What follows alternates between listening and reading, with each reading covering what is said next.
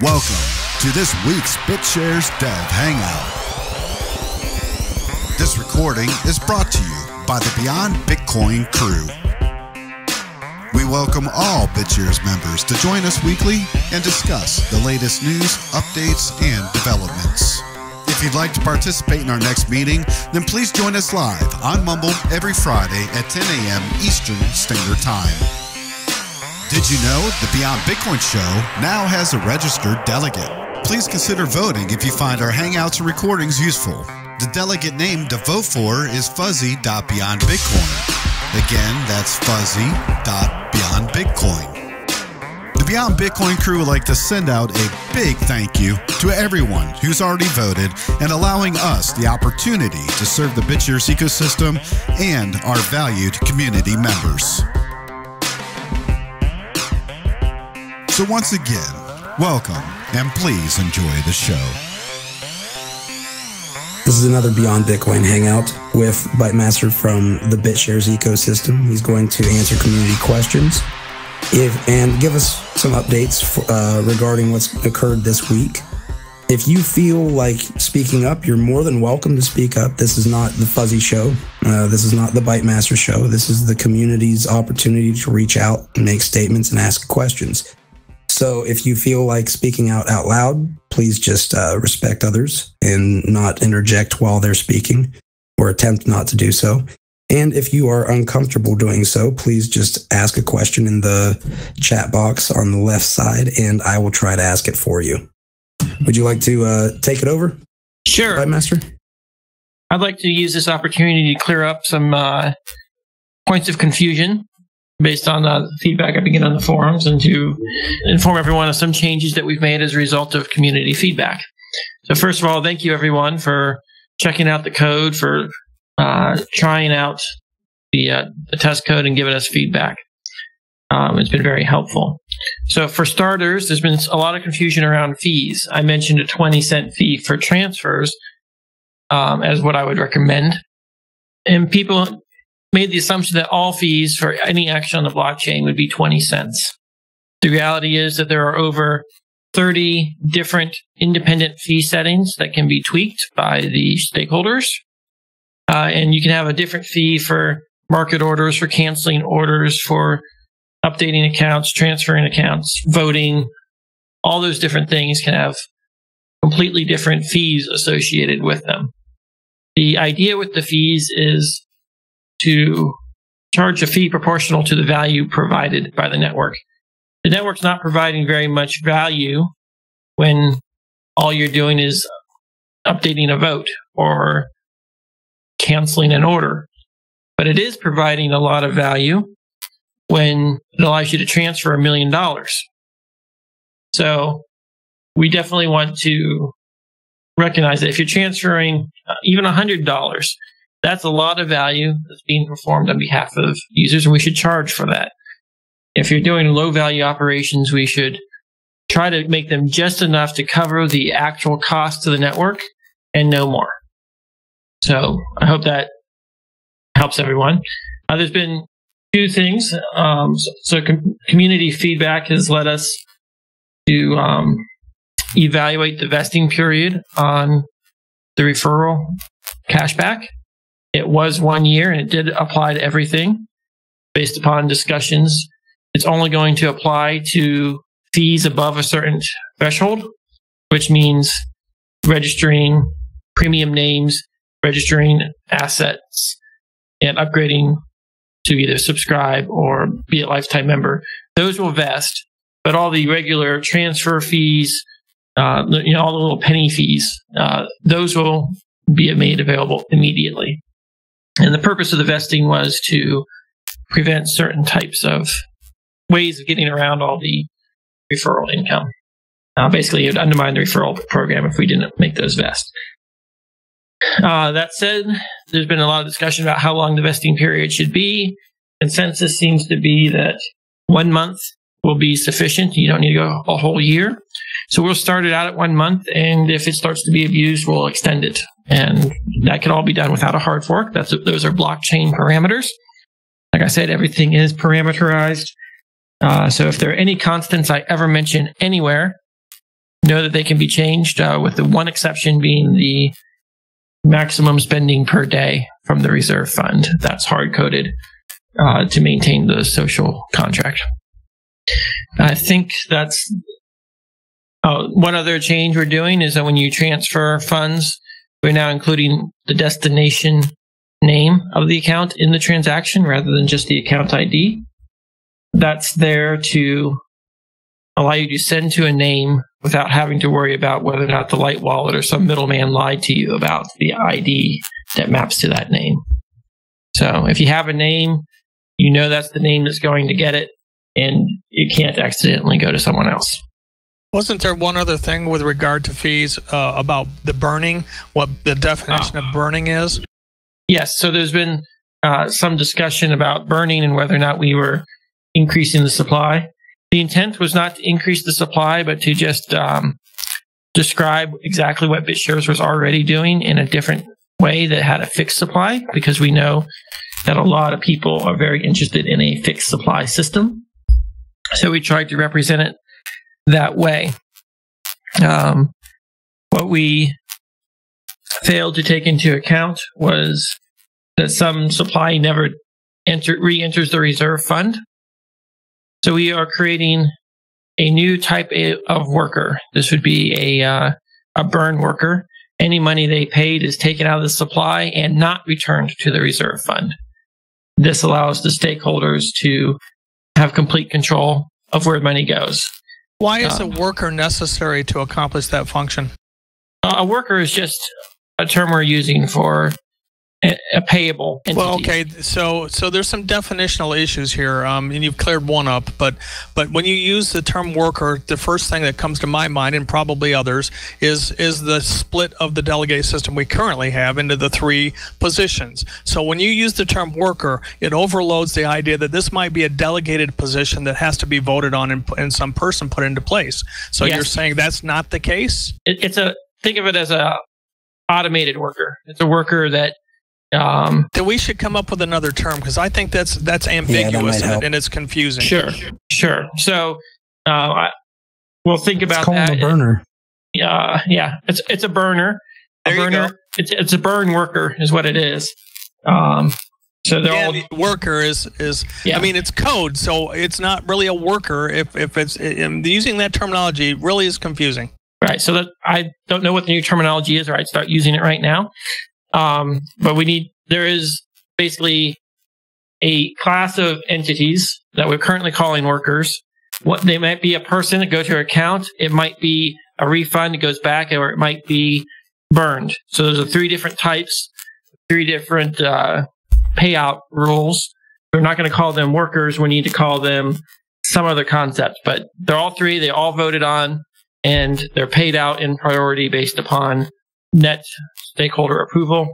So let me make sure now. Let's go slow with this, because I don't want people to be confused, because I'm right at the moment I'm a bit confused. So this new category of entity that is going to be responsible for actually burning funds to where they cannot be recycled into circulation, that is going to be a voted position?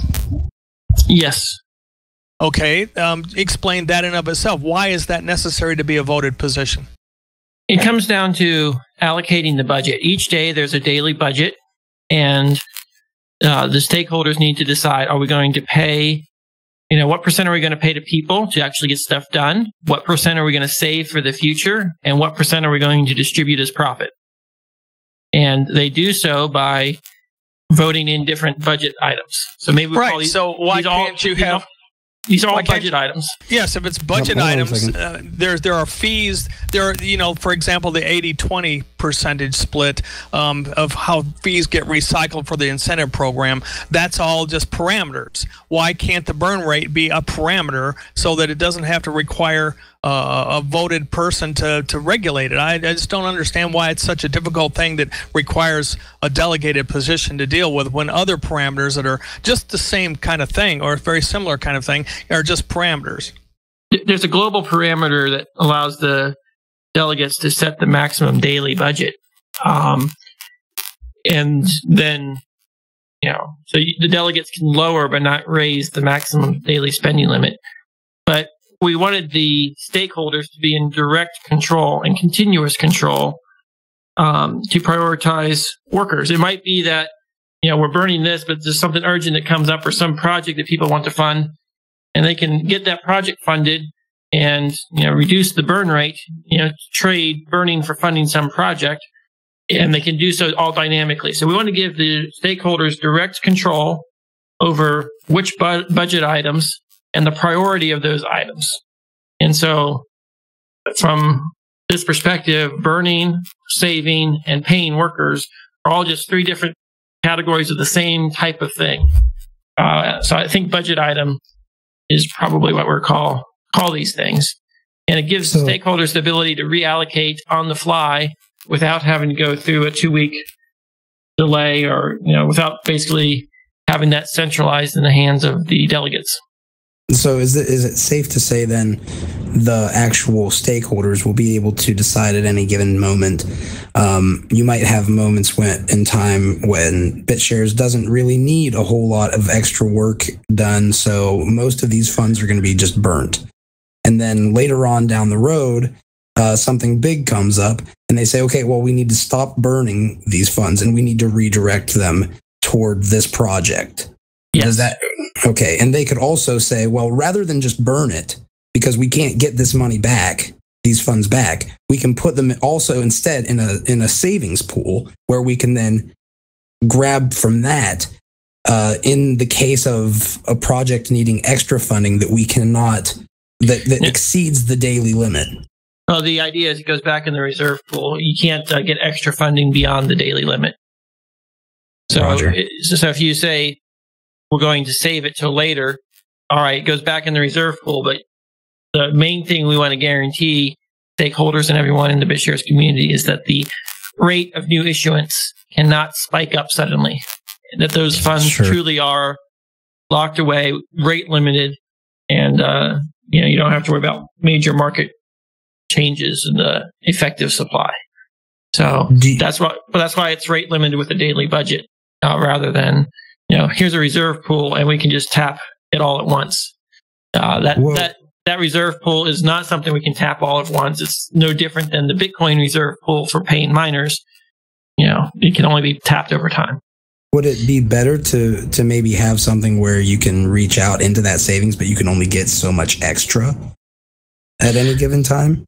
We could have another budget item, which is dynamic reserves, or a separate reserve pool that can be called upon for immediate funding needs.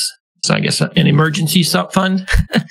I guess that's kind of what I was thinking of, actually. I didn't think the name, but yes. Yeah, so that's an idea, and people could vote to fund the emergency fund, and the emergency fund could be tapped. We have to figure out under what conditions you can tap it. That's an interesting idea. We can figure out a spec for it.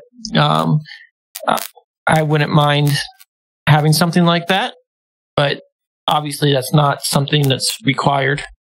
Sure. I think the reason I bring it up is because what I'm noticing from when I'm listening to Tom, he's wanting to make sure that, that we have all this stuff ironed out and everybody understands what's going on. And you're trying to explain also at the same time that there are reasons why you've done what you've done, the way that it is currently constructed. And one of the main reasons is that you want to ensure that the market is not scared by the potential of something just popping up, that we don't expect. You want to make sure that all these parameters are set to a certain degree where there is confidence that this is never going to go over this limit. Like you said, no spiking in the amount of released BTS, which would maybe scare the market and cause a black swan, perhaps, or something that we wouldn't expect to happen. But we don't want to scare the market. So you want to make sure that people know that there's an upper limit to this. It's never going to go above this. There is one other consideration. I don't know if you've thought about this, Bytemaster, or you probably have, but with regard to the current state of the ability for people to burn, I mean, it's basically there's just a set aside address, and you send things to that address, and that's that. Those funds are never going to reoccur into circulation. You know, that's deflationary, and it helps the environment in that regard. But that's actually how we're implementing the burn worker. We have a special burn account that's got no. Well, but there's some one centralized person in control of that burn, right? No. Okay, that's a misunderstanding then on my part. Yeah, it's an account that has no authority. No one's in control of it. It's just a place where you can send money to die. Okay, so it's still individualistic. Any one person can choose to burn as much funds as they choose to by sending to that worker account. Yes. Okay. If you want, Tom, if you want to understand, and for those who are listening or listening later on who want to understand what this burn address is, who came up with it really originally, and that I recall, was Counterparty. And what they did was they created an address that they basically had a password that they burned up and just got rid of, and nobody would remember it. Sure, I mean it's a great concept, and if the word address was used, I wouldn't have had this whole issue. I wouldn't have been confused. But when you use the term worker and you talk about it being an elected position, and even some of the things that Bytemaster has said today seem to indicate that it is still an elected position. So I'm still somewhat confused about that. But the other things you said about it being an address and it's something anybody can choose to send to, that's the typical type of burn that we are familiar with. Yeah, imagine that you could elect a person whose keys are known to be non-existent. So yes, you pay them, but they can't spend it because they don't have keys that would allow them to spend it. How do you prove that you don't have something?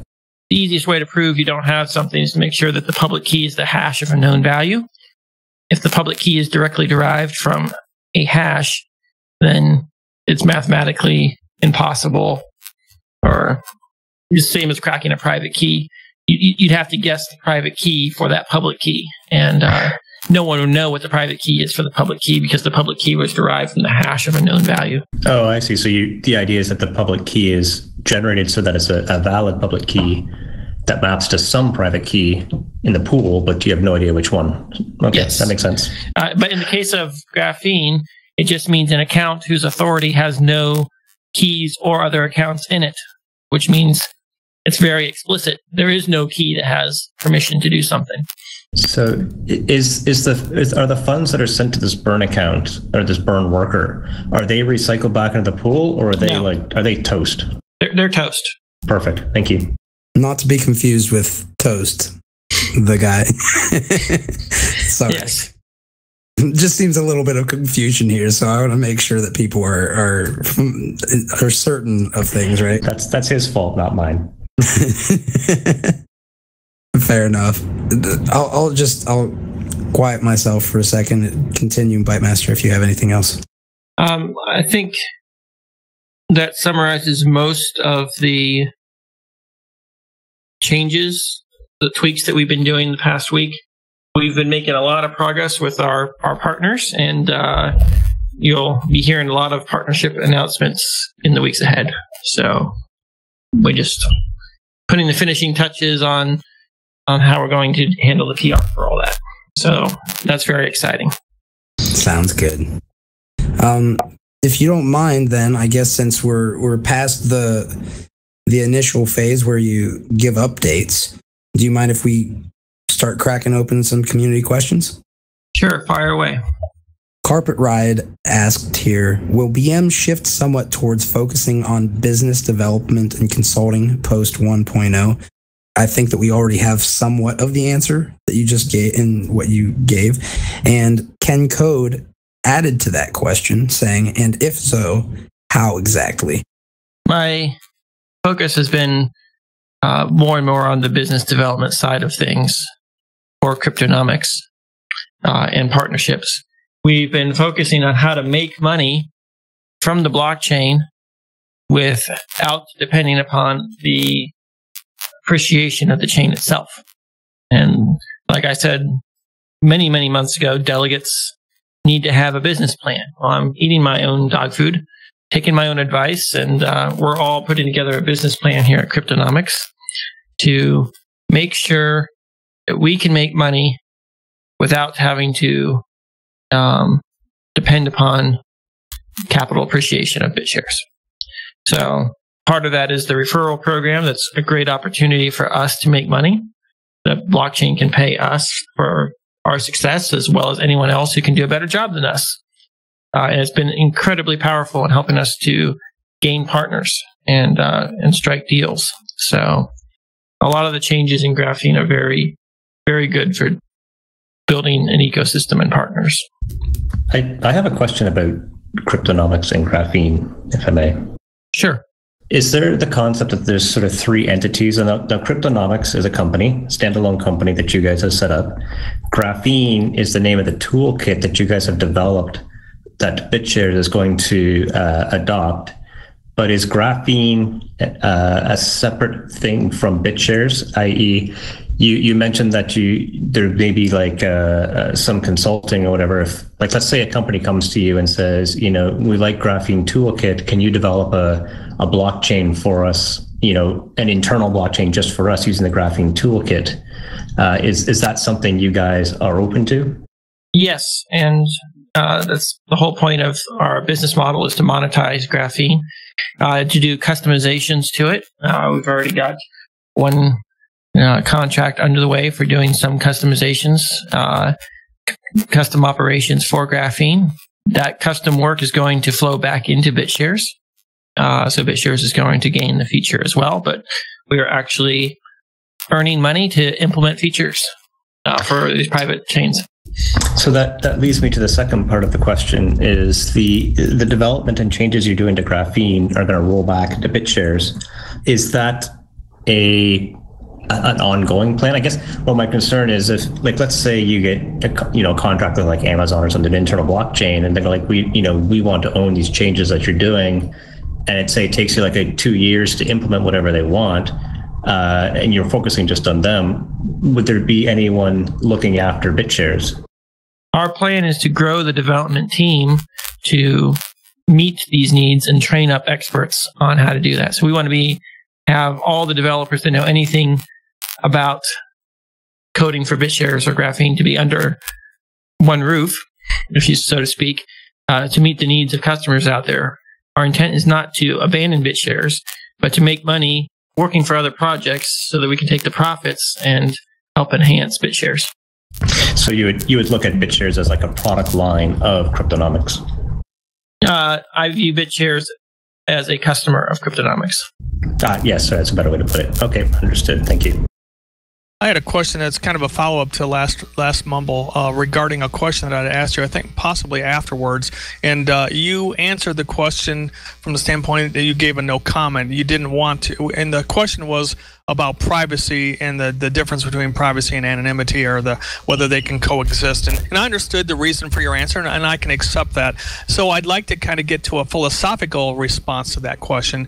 And is it not talking about the mechanisms or what you intend to implement, because I understand why you want to reserve that. But as far as, is it even conceptually and philosophically possible to have privacy? And if so, how would that privacy be segregated that would interfere with or be counter to the idea of anonymity? You kind of have to have, if you're going to be anonymous, you have to have privacy, because that privacy is inherent in anonymity.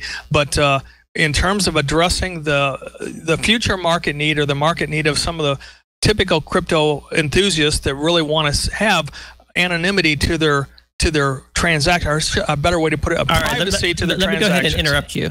Okay. Privacy and anonymity is something that I've been thinking about a lot this week. You may not know, but on the same day we were making our announcement, the Elements project launched a testnet. Elements is produced by Blockstream, all the developers behind Bitcoin.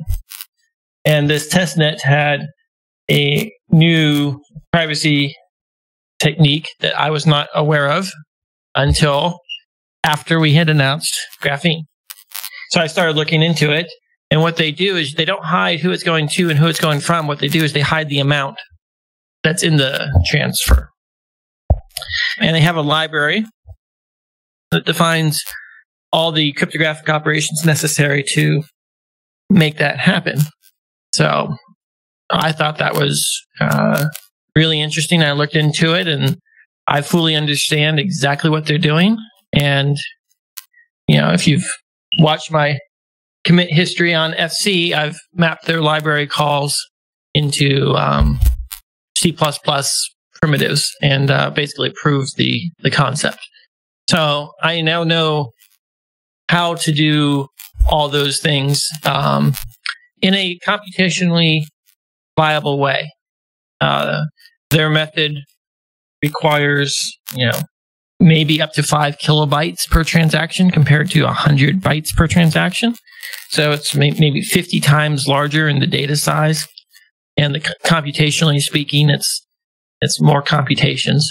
But I think it's something that's entirely viable for the Bitshares graphene toolkit to support going forward. And I think if you combine it with stealth addresses, that you would end up with a system that is both completely private and you no longer have the traceability issue on the blockchain. So the technical solution has appeared since the announcement of graphene. Wow. Okay, so that answers the mechanics. Now, getting back to the philosophy of it, since clearly right now graphene is pretty much everything's above board, account balances, so there's really nothing hidden. It's truly a public ledger in every respect. So philosophically speaking, would you even be willing to introduce the mechanics of the feature you just described so that people could have privacy, or would that counter other interests that are moving graphene in various directions, or can you segregate it with UIAs and other mechanisms so that the KYC and other things of that nature can still be conducted and not interfere with that plan? It's interesting. All the privacy techniques are fundamentally limited to balance transfers. So market orders and other things of that nature can't occur with privacy. That means that user-issued assets that need to maintain whitelists, well, you can't take advantage of the privacy feature. Well, you can take advantage of the privacy feature potentially if the issuer doesn't need to know your balance. They just need to know who you are, which is a interesting thing I've been thinking about. What does that mean? Yes, I've whitelisted everyone. I know everyone who holds my asset. I know who they are. I just don't know how much each of them has. That's never been possible before, but now it is. So I think there's going to be a mixture. When you start talking smart contracts and general purpose stuff, that doesn't scale well for maintaining privacy. So I think what you're going to have is you can move balances between accounts privately. You can hold balances privately, but when it comes time to do a smart contract, privacy, the numbers are now public for the duration of that contract, and the accounts involved are public. But those accounts could then be pseudonyms, and you can move money to that pseudonym privately. Okay, well, you've answered the question adequately. I'll let you move on. I appreciate the comments, and I'm looking forward to seeing how you develop this idea further. Yeah, so I'm going to be creating a delegate or two to get elected 100% pay to fund the implementation of privacy. And if it gets funded, then we'll focus on implementing it. If it doesn't get funded. That's a good approach, because that right there gives it to the market. Yep. Wild Wex is asking regarding this. He says Elements appears to be a sidechain implementation. It's unlikely that it will scale. Is that correct? Well, everything based on proof of work and sidechains has scaling issues. So, yes. I don't know what their... it's a test net. I think that it's possible. I don't know what their release timeline is, but it's possible that we could beat them to market with the technology. So it would be a side chain to Bitshares instead. So it would basically... No. It could be directly on graphene, first class feature. So I guess what I'm asking is, the reason why I want to get into it is because the side chains themselves are held back by the proof of work function. Like, the proof of work has 7 transactions per second and has all these limitations, right? That's not a limitation of proof of work. Bitcoin can scale to 100,000 transactions per second as well. What it can't do is scale to 1 second confirmations. Okay. Now, by the time you scale to 100,000 transactions per second on Bitcoin, all the mining pools have massive infrastructure needs. But yeah, there's no reason why Bitcoin couldn't scale to the same level. Well, it can get close, right? All it has to do is transfers. But wasn't, I thought Satoshi, it wasn't Satoshi, somebody else put in that restriction because there were issues with the security whenever you started doing that. Well, when things start getting that big and it starts to get centralized, and because there's no way to elect miners, the large mining pools are going to end up dominating, and the individual miners are going to have control, and they're not going to be elected. It's basically you buy control of the network by buying hash power. So what Bitshares has that no one else has is the stakeholders are in control of the centralization. If you don't like the people that are currently producing blocks, elect new ones, and the network can cover those costs and no more than necessary. So Bitshares has the flexibility to manage centralization of infrastructure and manage costs. The other systems don't, and that's just a feature of DPoS. These systems could theoretically scale with a new implementation. I could take some of the stuff that we've done with Graphene and implement a Bitcoin-like protocol that could process Bitcoin transactions at a similar speeds. So it's just a matter of, are they going to change how they implement it? Sure, they could change how they implement it. But proof of work, the weakness of proof of work is how fast you can reach consensus and the number of blocks it takes to make sure that you're not going to go backwards, as well as, the centralization of control. I think we're seeing that play out right now, actually. Them having that difficulty reaching consensus. Right. So, they can't reach consensus on when to increase block sizes and, what transaction fees should be and all these other things. Consensus is a broad problem. Consensus needs to be flexible to handle change. DPoS is the best system to be able to adapt while maintaining consensus. All the other crypto projects out there don't have the ability to adapt while maintaining consensus. Will it be possible to migrate anonymously? This is from Janik. I.e., as Titan won't be there in Bitshares 2.0, will the migrated account be known as account name -XY in parentheses? In parentheses, Janik. So everyone could see how many funds I have just through the migration. No, we don't know which funds are tied to which account, so there's no way for us to reveal any information that's not already presently revealed on the Bitshares blockchain. If you've been using Titan, you'll have your account migrated and it'll have a zero balance. And then you'll also have many different accounts using the first bits of the address of each balance in your account. So on Bitshares 1.0, each account is a set of balance objects. Those balance objects are independent until you make a transaction that links them together, but it's not tied to your account.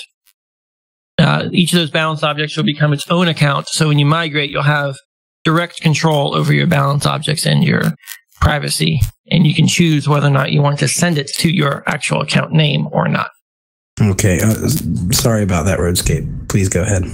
Yeah, so I'm just wondering, Arhag kind of brought this up, but if user accounts can be transferred between different wallets, so the first wallet will be collecting lifetime fees, and if they go to a different wallet, then they're kind of supporting a user that they're not getting anything back from. All right, so the referral program is all about getting the user first. It's not supposed to be a way to fund ongoing operations of a wallet. Yeah, now you might be incentivized to go market to get people to use your wallet. That's great, but ongoing operations need to be funded via some other mechanism. And the way that I would tend to do it is charge for two-factor authentication. The wallet provider will do that and be a co-signer on your account.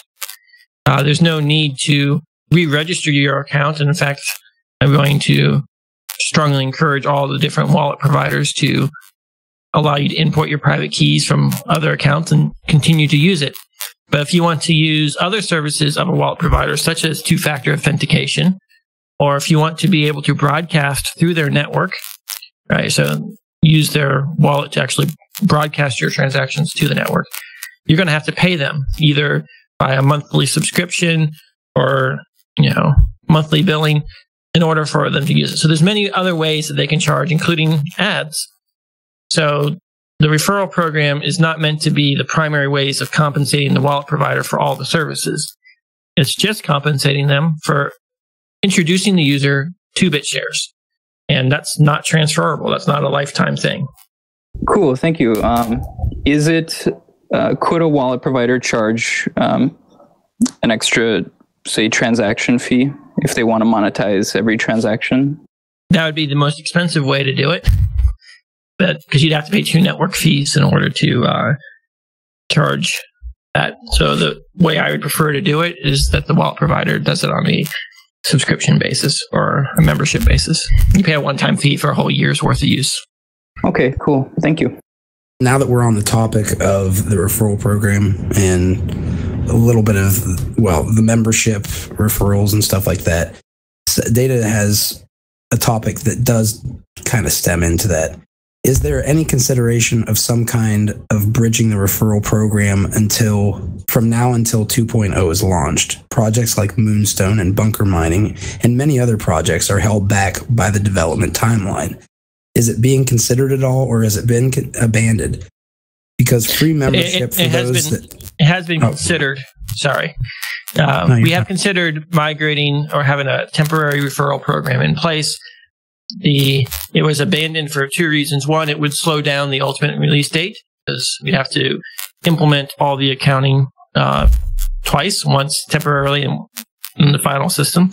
2, we'd be referring users to Bitshares 0.9 and all of its issues. It might end up leaving users with a negative first impression, and we don't want to have a massive referral program generating bad first impressions. We want to have good first impressions when the referral program goes live.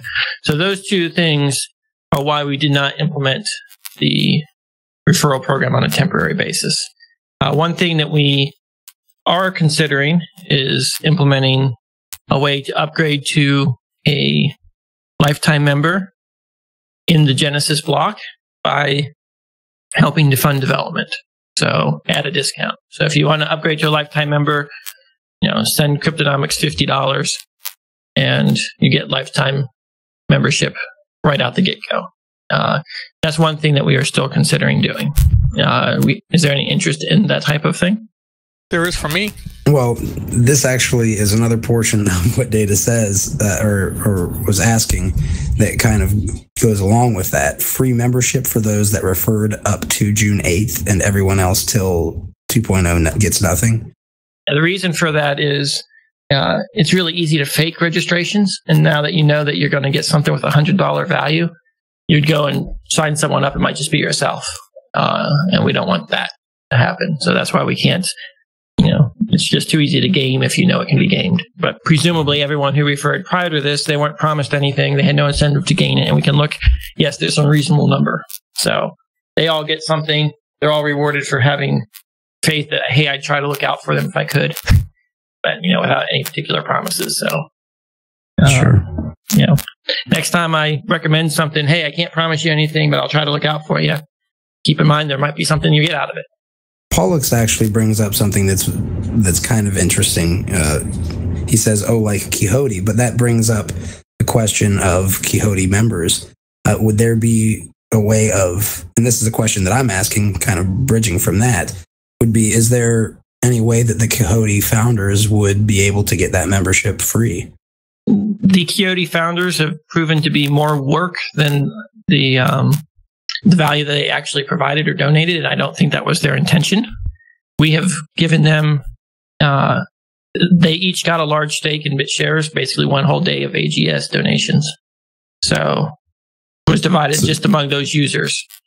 So that more or less So they got that stake pretty cheap. Yes, they got it cheap. They didn't know they were going to get anything for it other than a name, and they ended up getting stake. And their names are already in the blockchain. Those are going to be migrated over. But the process of handling all that is just too much. So, Gotcha. I had another question. As the accounts are migrated from BTS 0.9, so when they're migrated over to 2.0, is everyone's registrar going to be null or somehow up for grabs? Well, we are currently debating on which way to do that. There are two options. One is it's null, and the other is that it's Cryptonomex. So those are the only two options on the table, and we haven't figured out which way to go. It would really help fund development and make everything, compensate us for everything we produced if we were the default referrer, considering in practice we've referred everyone that's here today. But we needed to check with the community. What do you guys think? Should we be the default registrar on all accounts, considering we are the faucet? I would imagine it makes sense. I'd lean towards yes. I mean, it's not like there can't be other registrars that come in later, right? Yeah, anyone can become a registrar in the future. I mean, and pretty much all the people who are here trust you guys, or they wouldn't be here. So it seems to me like it makes sense. All right. This is a name registrar that you're talking about? Yeah, this is the account registrar, the person who pays the transaction fee to create the account. So all accounts will basically have their default referrer and registrar be Cryptonomex. When they upgrade, then they can go off on their own way. And that way, it basically recognizes the developers for getting everyone that's here to date as the default referrer. And then from here on out, you guys can go and start referring others. I see. Thank you. I think it's a good idea, especially if it gives you guys better funding upfront. Well, that's a good point too. I mean, it helps with Cryptonomex to be able to continue with Bitshares. But a question that, now that you're speaking, Riverhead, this is actually a good place to kind of segue back into a little bit of the Cryptonomex topic, because Clayop asked a question, and I didn't get to fit it in at the time when you were talking, but how is the share distribution for Cryptonomex? Is a question asked by Clayop, and I'm assuming there are shares, but are we incorrect on that assumption? No, Cryptonomex does have shares. It is a company. We are actively working with our legal team to get the shares legally listed on Graphene when the time comes. And it's a company that's more or less employee owned. All the developers have been contributing to the company, so it's not owned by one or two people. I do not have 51% of it. Sure. So it's not listed yet, and people will be able to buy into the shares actually from Bitshares itself. Right. So obviously we have to comply with laws. We can't have a public offering of our shares, but we would like to have it traded publicly so that the stakeholders in Cryptonomex and any future investors can have liquidity among themselves. And of course, we're investigating all the rules about who can do it, but more or less accredited investors and employees, or those who are working with it, they can own stake, and you can have up to, I think, 500 before you actually have to go through the IPO route. So that's my understanding of the laws at this point, but of course that's the lawyers, and we're investigating it. What we want to do is figure out the legal framework so that we can offer a clear roadmap for other companies that would like to do the same thing. You mentioned the shares would be released on Graphene. At this point, is Graphene and Bitshares synonymous? Yes, basically released on Bitshares. Okay, cool. Thank you. Would you consider changing the name Bitshares to just be Graphene to minimize confusion, and the fact that it's also a really cool name? Well, we've had those discussions for a very long time, and we ultimately decided to keep the two names separate because they are separate things, licensed separately, owned separately. One's the generic thing that applies to the technology, and the other is the current stakeholders and user base of Bitshares. So we need two names no matter what we do. Graphene Toolkit is something we might be able to, or we're trying to trademark. But Bitshares, of course, is not owned by anyone, and we tried and failed to trademark it. It's too descriptive. So, yeah, I don't think we're going to change the name of Bitshares to Graphene. Do you know of any trademarks on Smart Coin or Smart Chain? Yes. This actually brings up just an announcement to anybody who isn't paying attention to the forums. There are 2 articles about Bitshares on Yahoo Finance. This is from the forums. Ander posted this, and I just wanted to let everybody know that both Stan and Dan, aka Bytemaster, have posted articles regarding smart chain technology and Bitshares technology on Yahoo Finance. So congratulations for getting that up there, guys. Now we are trying to get the PR marketing angle together. Max Wright and Michael have been working very hard on getting all the channels and the connections to really get some buzz out there. So you can expect to see many press releases this summer regarding a lot of advancements in the Bitshares ecosystem.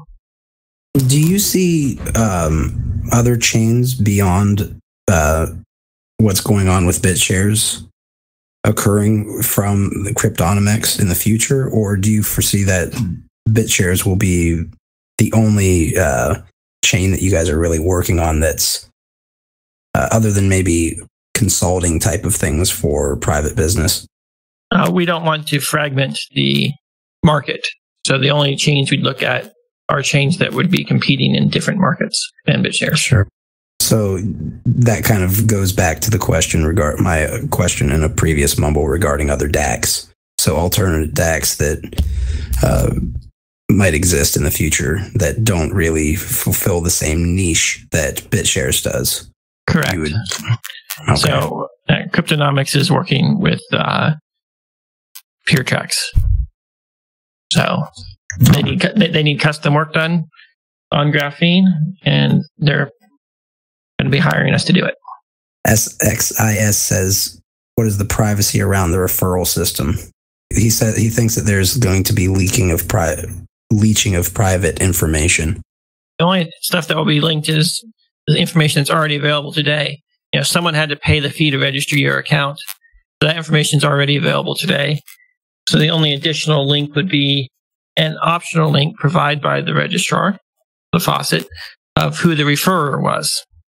And the referrer is just another account name. So I don't think it leaks too much information at all. Now, it might depend on how it goes. If you just refer your friends and family, you might be able to infer some social network information by looking at the referrer graph. Oh, these people, they know each other, and these people, they know each other. You don't know who they are, but you would know who they know. But then again, anyone who's doing massive referrals with public referral campaigns and links and ads, that doesn't necessarily mean that they know who they are. It just means that they published something and someone followed a link. So if all the accounts in your social network remain private, it doesn't really reveal that much. There'll be some clustering going on. Big data might be able to figure out something there. One more, he says. Do you have time for one more, Bytemaster? Sure. Can a referral be swapped? That's an interesting question. Or stolen? It's set at the time the account's created. So it can't be changed except by upgrading to a lifetime member. So the registrar themselves couldn't change it? The registrar is in complete control over who the affiliate link is. So if the registrar is dividing it between themselves and someone else, you have to trust them to create the account properly. But if you are the registrar, then you're in complete control over creating the account. So that can't be stolen.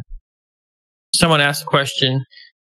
You can transfer accounts. You can change the keys. You can transfer your account. When you transfer the account, the entire status of the account goes with it. So if it's a lifetime member, it transfers as a lifetime member.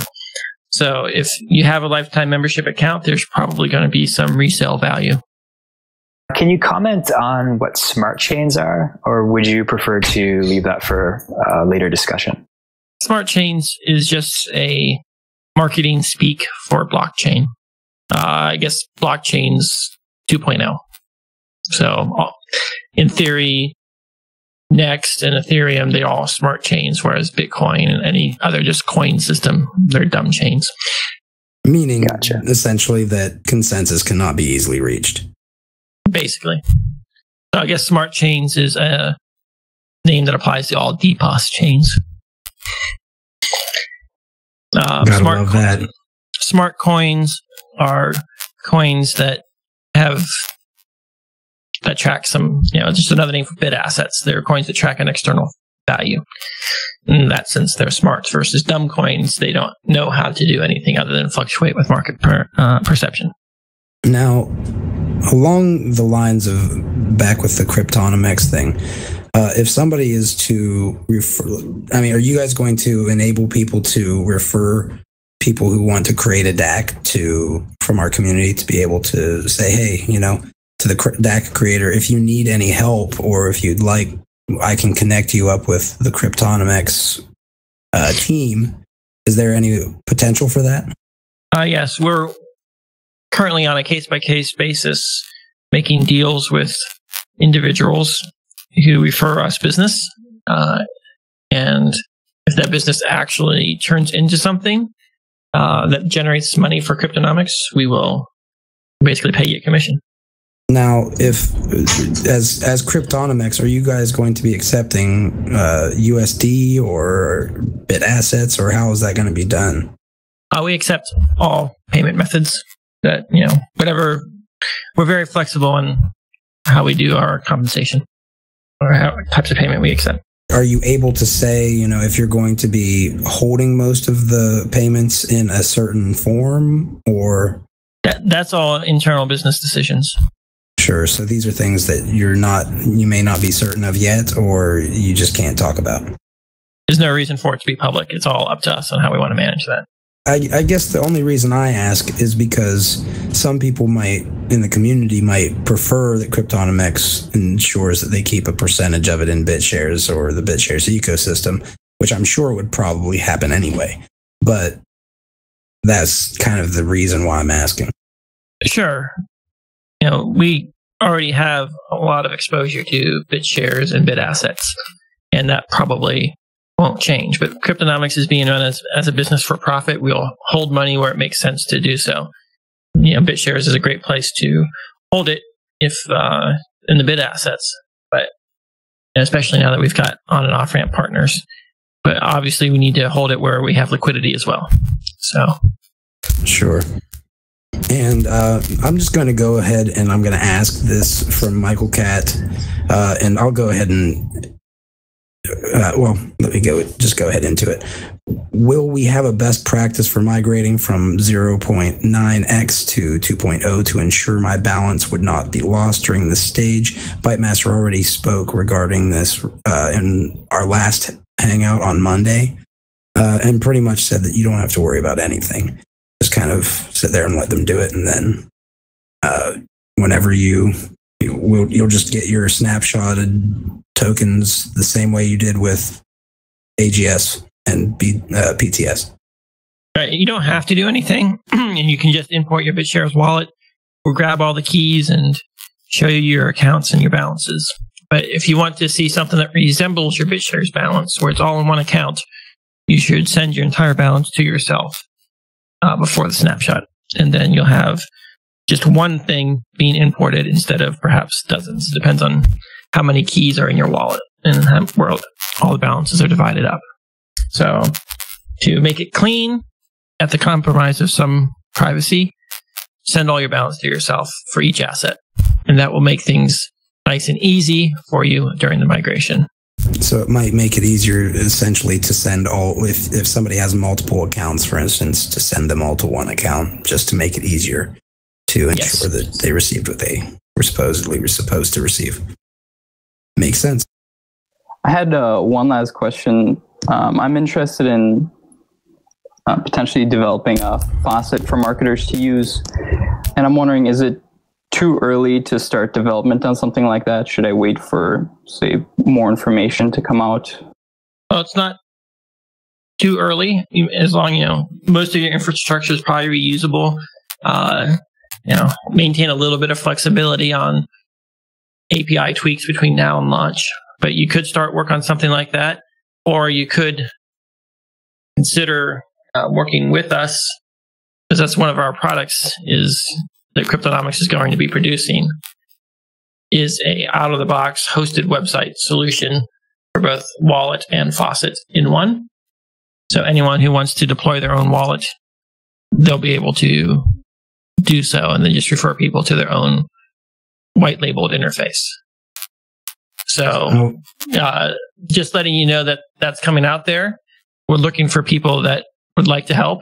So if you've got time and want to work on something like that, we're trying to hire good people.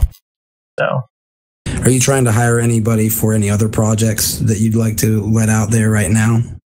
We're looking for talent. So send us your resume, and when we have work, we'll bring you in. We obviously are trying to scale the team, and as work comes in, it'd be nice to be able to just add team members that are on standby to start doing the work, rather than having to redirect the core team from Bitshares. So if you know how Bitshares works and you're knowledgeable in the code base, you're helping to test and commit, there's all kinds of opportunities there, and we'll go from there. Are there any opportunities for people who know, like headhunters within our community who know individuals who would be able to help if they bring somebody into the fold or refer them? I'm primarily interested right now in people who are willing to work for equity. Basically, people who are passionate about this, who'll be doing it on their own, would rather join us than maybe when we start getting some contracts and some more paid work, then there's probably pay in the future. But we don't have, as far as if you're going to talk to headhunters, we don't have full-time positions available right now that we can just hire someone. So we're basically looking for people who are passionate, love Bitshares, work on this stuff in their spare time, and might be interested in a full-time position when one becomes available. But yeah, so there's basically part-time work right now and equity-based work. But of course, everyone that comes into the system that we hire, we end up, proving their worth through volunteering on Bitshares and contributing and making sure we can work with you. So that's our interview process. If you want to work with us, could be a positive contributor on the forum, help us find bugs, demonstrate, your commitment to the project and the mission, and not just the money, because we're trying to really find passionate people that are in this for the right reason. Thank you very much, Bytemaster, as always, for being as transparent as possible. Thank you, everyone, for showing up and asking all these questions. And feel free to stop by every Friday night or every Friday, depending on where you are located, at 10 a.m. Eastern Time for more future Hangouts. And if you are unable to make it, please check out beyondbitcoin.org, where we post all of Bytemaster's Hangouts. Thank you, everyone, for being here, and looking forward to seeing you next Friday.